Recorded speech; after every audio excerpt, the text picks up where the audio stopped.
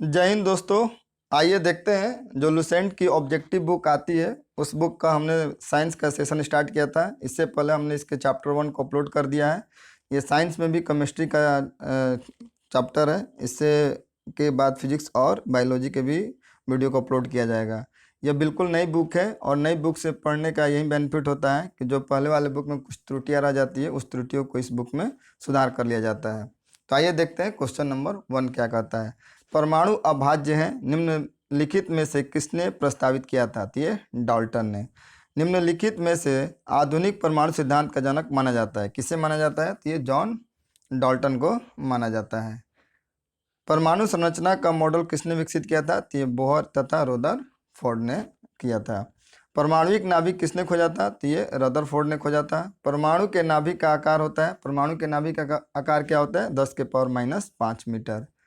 किन किरणों के प्रकीर्णन से नाभिक के आकार का आकलन किया जा सकता है? तो हो जाता है अल्फा कण से। आगे देखते हैं। स्वर्ण पत्र से किसके प्रकीर्णन का अध्ययन करके रदरफोर्ड ने नाभिक की खोज की थी? हो जाएगा अल्फा कण का। रदरफोर्ड के अल्फा कणों के प्रयोग ने सर्वप्रथम दिखाया कि परमाणु में होता है। क्या दिखाया इन्होंने? कि परमाणु में क्या होता है? तो परमाणु में नाभिक होता है।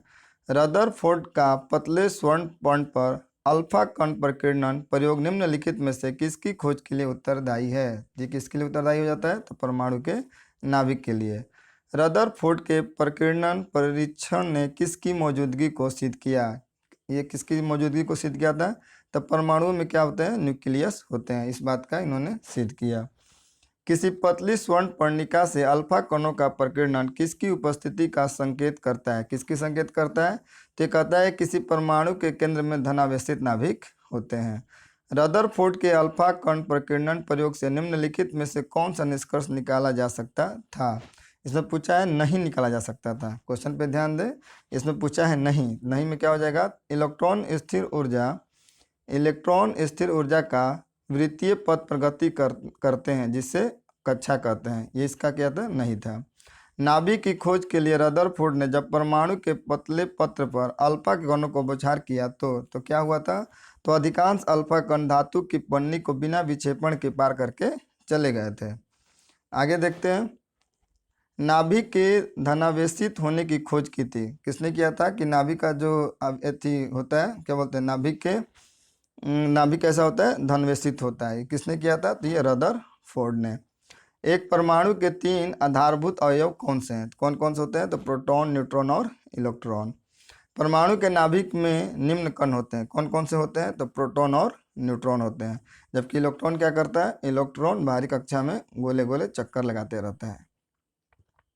आगे देखते हैं। परमाणु में कौन से मूल कण समान संख्या में स्थिर होते हैं? कौन से होते हैं? तो इलेक्ट्रॉन तथा प्रोटॉन। जितनी इलेक्ट्रॉन की संख्या होती है उतनी ही प्रोटॉन की संख्या होती है। निम्नलिखित में से कौन एक अस्थायी कण है? इसमें अस्थायी कण कौन हो जाएगा? न्यूट्रॉन। निम्नलिखित में से कौन एक आवेश रहित कण है? आवेश कौन सा है? न्यूट्रॉन आवेश हो जाता है। इलेक्ट्रॉन पे नेगेटिव और प्रोटॉन पे पॉजिटिव, और न्यूट्रॉन क्या हो जाता है? चार्ज लेस हो जाता है। निम्नलिखित में से कौन सा एक किसी तत्व के परमाणु क्रमांक को सबसे निर्धारित करता है? कौन निर्धारित करता है? तो प्रोटॉन की संख्या। वर्ष 1897 में इलेक्ट्रॉन की खोज किसने की थी? इलेक्ट्रॉन की खोज जे थॉमसन के द्वारा। सबसे पहले इलेक्ट्रॉन के आवेश का सफलतापूर्वक निर्धारण किसने किया? ये किसके द्वारा किया गया था? तो ये मिली कॉन के द्वारा। निम्नलिखित में से वह कौन सा है जो ऋणात्मक रूप से आवेशित होता है? तो हो जाता है इलेक्ट्रॉन हो जाता है नेगेटिव, प्रोटॉन हो जाता है पॉजिटिव। आगे देखते हैं। इलेक्ट्रॉन के तरंग प्रकृति की खोज सर्वप्रथम किसने की थी? किसके द्वारा किया गया था? ये किया गया था डी ब्रेगली के द्वारा। एक इलेक्ट्रॉन पर कितना आवेश होता है? तो एक इलेक्ट्रॉन पर आवेश हो जाता है -1.6 × 10⁻19 कूलम। निम्नलिखित किन कणों में कणीय तरंग की द्विप्रकृति पाई जाती है? किसमें पाई जाती है? तो ये इलेक्ट्रॉन में पाई जाती है। आगे देखते हैं। किसी परमाणु के परिकीर्णन कर रहे किसी इलेक्ट्रॉन की कुल ऊर्जा क्या होती है? तो सदा धनात्मक होती है। प्रोटॉन की खोज किसने किया था? तो गोल्डस्टोन ने। इलेक्ट्रॉन की खोज जे थॉमसन ने और प्रोटॉन की खोज गोल्डस्टीन ने।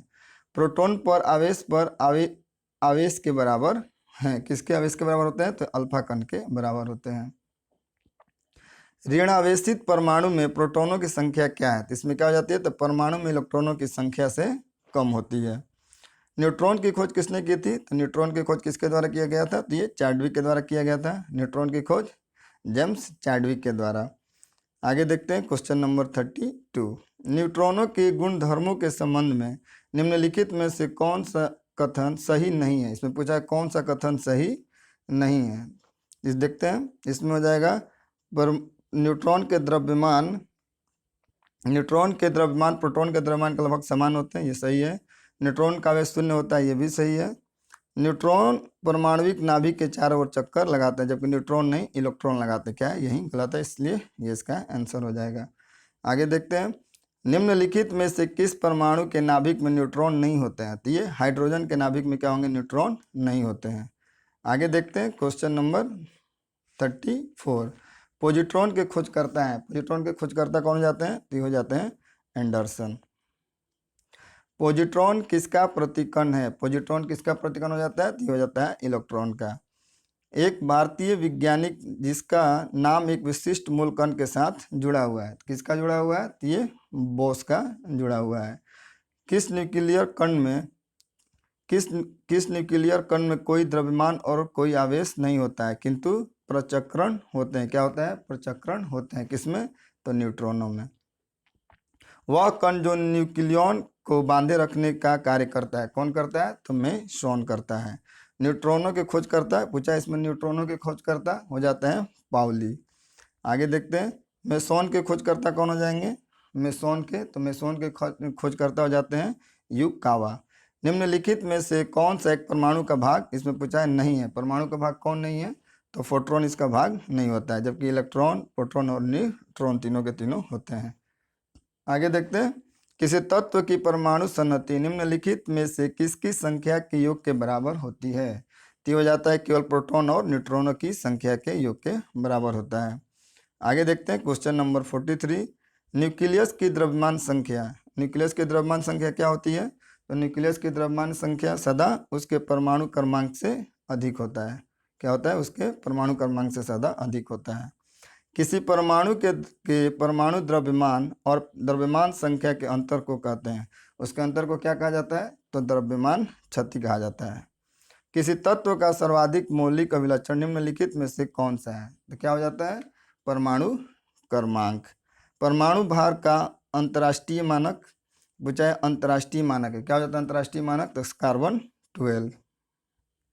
किसी तत्व के रासायनिक गुण निर्भर करते हैं। किसी तत्व के रासायनिक गुण किस पर निर्भर करते हैं? तो उसके परमाणु संख्या पर। एक परमाणु में 2 इलेक्ट्रॉन की चारों क्वांटम संख्याएं आपस में समान हो सकती है। यह नियम किस वैज्ञानिक से संबंधित है? तो हो जाता है किससे? तो हो जाता है पाउली के नियम से हो जाता है। रासायनिक तत्व के अणु के संदर्भ में चुंबकीय क्वांटम संख्या का संबंध है। किसका पूछा है? चुंबकीय क्वांटम संख्या। किससे हो जाता है? तो हो जाता है अभिविन्यास से। क्वांटम संख्या जो किसी कक्षा में अंतरिक्ष में अभिविन्यास की दिशा निर्दिष्ट करता है, कौन करता है? तो हो जाता है चुंबकीय क्वांटम संख्या। आणविक कक्षा का अभिन्यास किससे नियंत्रित होता है? पूछा है कि आणविक कक्षा का अभिन्यास किससे नियंत्रित होता है? ये किससे होता है? तो चुंबकीय क्वांटम संख्या से। आगे देखते हैं क्वेश्चन नंबर 52। 52 में देखते हैं, जब 2 इलेक्ट्रॉन एक ही कक्षा में होते हैं तो उनमें क्या पाया जाता है? तो उनमें विपरीत चक्रण पाया जाता है। इलेक्ट्रॉन जब तक युग्मित नहीं होते तब तक के उनके लिए पर्याप्त रिक्त कक्षक समाप्त ना हो जाए, यह सिद्धांत क्या कहलाता है? यह सिद्धांत किसका है? तो ये हुंड का नियम होता है। जब तक कि क्या होता है कि एक पहला पे समाप्त ना हो जाए तब तक दूसरे। पहला क्या होता है इसमें कि इलेक्ट्रॉन जब तक सुमित नहीं होते हैं, जब तक कि उनके लिए प्राप्त रिक्त कक्षक समाप्त ना हो जाए, ये होता है हुंड का नियम। और निश्चितता के सिद्धांत का प्रतिपादन किया किसने किया था? तो हाइजेंस ने। इलेक्ट्रॉन जैसे छोटे कणों की स्थिति तथा वेग का युगपथ निर्धारण नहीं किया जा सकता, यह कथन है। यह कथन क्या है? तो हो जाता है हाइजेनबर्ग के अनिश्चितता का सिद्धांत हो जाता है।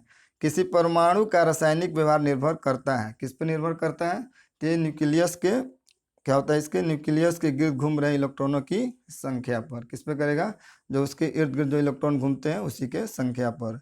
जब कोई इलेक्ट्रॉन उच्च कक्षा से निम्न कक्षा में जाता है, क्या होता है, उच्च कक्षा से जब निम्न कक्षा में जाता है तो क्या होता है, तो ऊर्जा का उत्सर्जन होता है।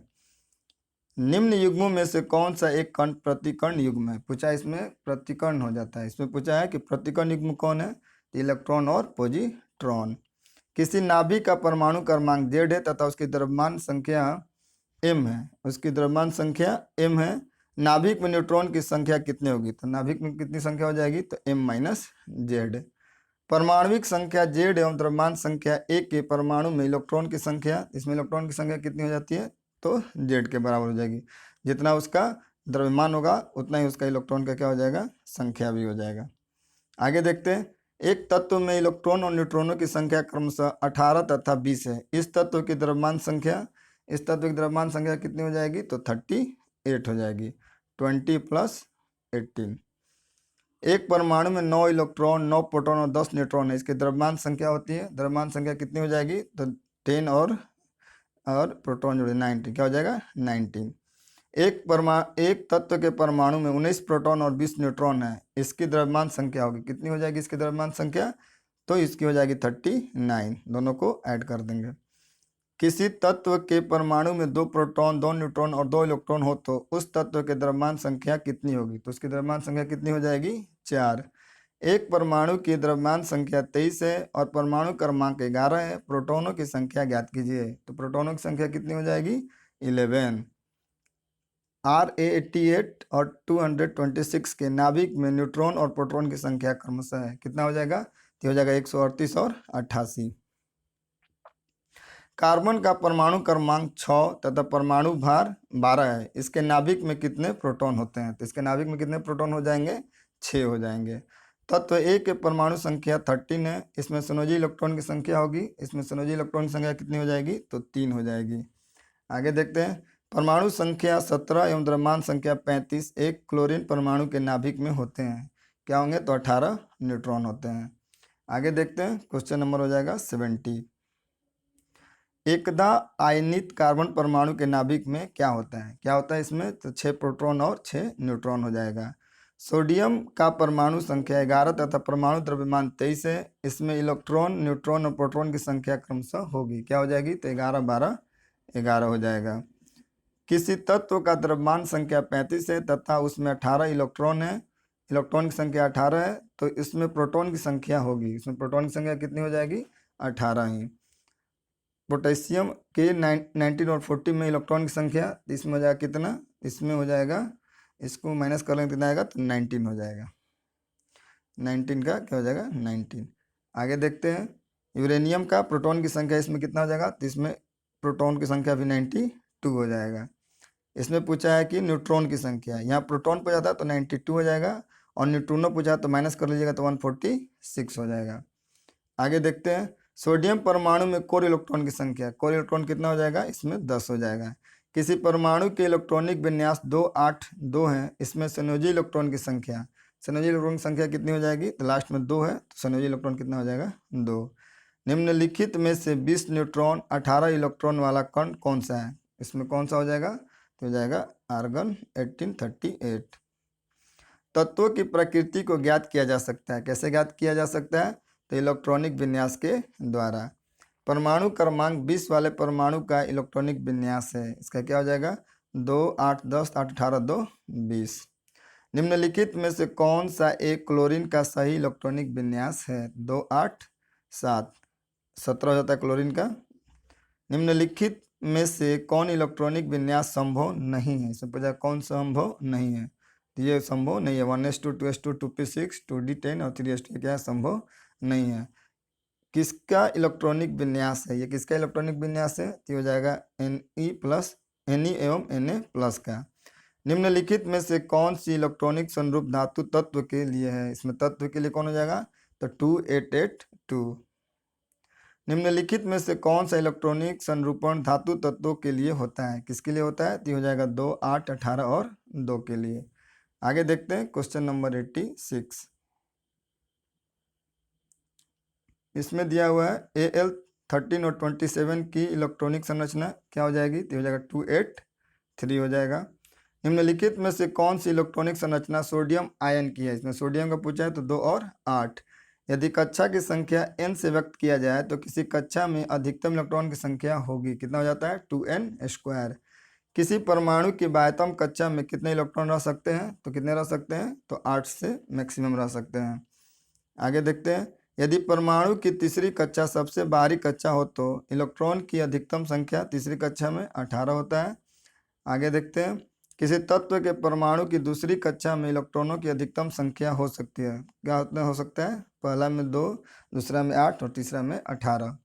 आगे देखते हैं, निम्नलिखित में से कौन सी संख्या इलेक्ट्रॉन की अधिकतम संख्या है जो m सेल में मौजूद होगी? m में हो जाएगा 18।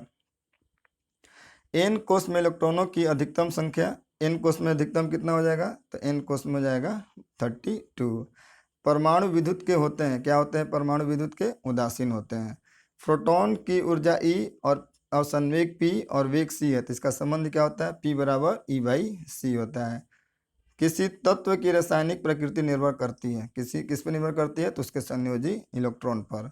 परमाणु की प्रभावित त्रिज्या होती है, कितनी होती है? तो 10⁻⁻10 मीटर।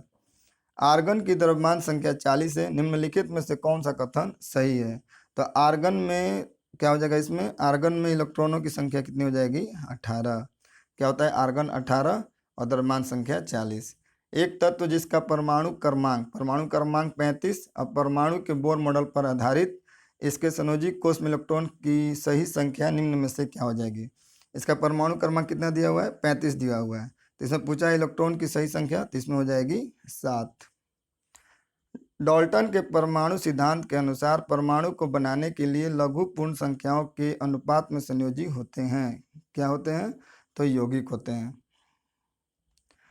आगे देखते हैं, हिग्स बोसोन को इससे भी जाना जाता है, क्या बोला है? हिग्स बोसोन को इससे भी जाना जाता है, किससे जाना जाता है? तो इसको गॉड कण के नाम से भी जाना जाता है। इस प्रकार यह केमिस्ट्री का ऑब्जेक्टिव जो बुक है उसका दूसरा चैप्टर समाप्त होता है। बहुत जल्द मिलते हैं केमिस्ट्री के अगले चैप्टर, ये 3। इस बुक का एक्सप्लेनेशन इसलिए नहीं दिया जा रहा है क्योंकि आप क्विक रिवीजन करने के लिए ये बुक अपलोड किया गया है। आप इस क्वेश्चन को देखें और खुद को जज करें कितना सही हो रहा है कितना गलत। तो मिलते हैं अगले वीडियो के साथ। देखने के लिए आपका बहुत बहुत धन्यवाद।